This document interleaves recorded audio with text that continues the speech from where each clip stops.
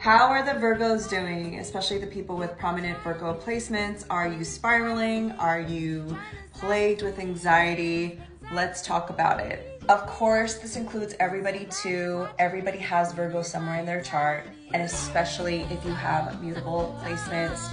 The mutable signs are Pisces, Virgo, Gemini, and Sagittarius. Now I'm gonna talk about some shadow aspects of Virgo, and just so you know that I'm not just dragging the Virgos, I did a video about Fred Hampton, who I used as an example of the archetype of Virgo when expressing the light attributes. The last time there was an eclipse in the sign of Virgo was September 1st, 2016. This was a solar eclipse, so it was a new moon, it was a new beginning, and give it like 6 months after September 1st and think back to what new beginning, what new things happened in your life at that time. Astrology 101, the eclipses happen around the nodes of fate, and 9 years ago, that was a North Node eclipse.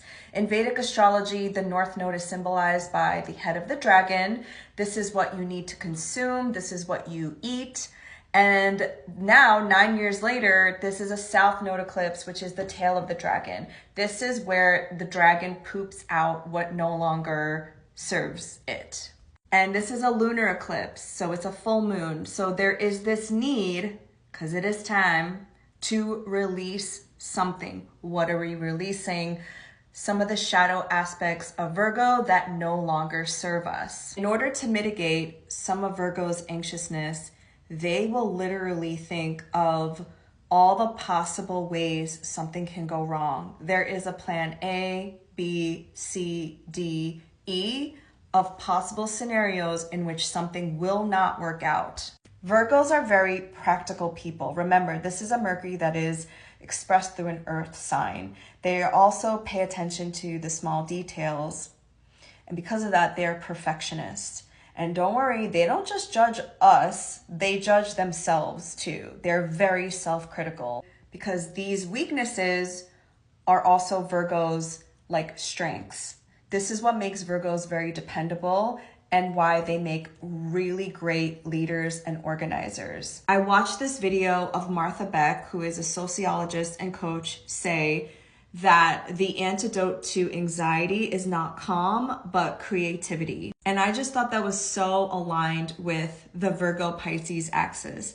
If Virgo is anxiety, then Pisces is the creativity, the antidote to anxiety. Pisces is all about spirituality and understanding that we are all connected through a source.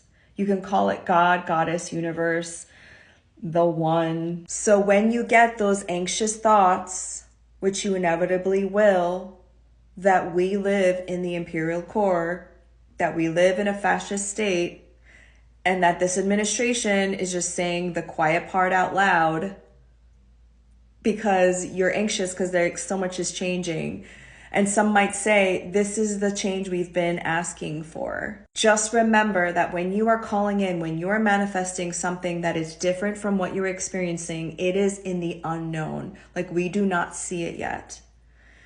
So the realm of possibilities, the realm of imagination and dreaming is Pisces.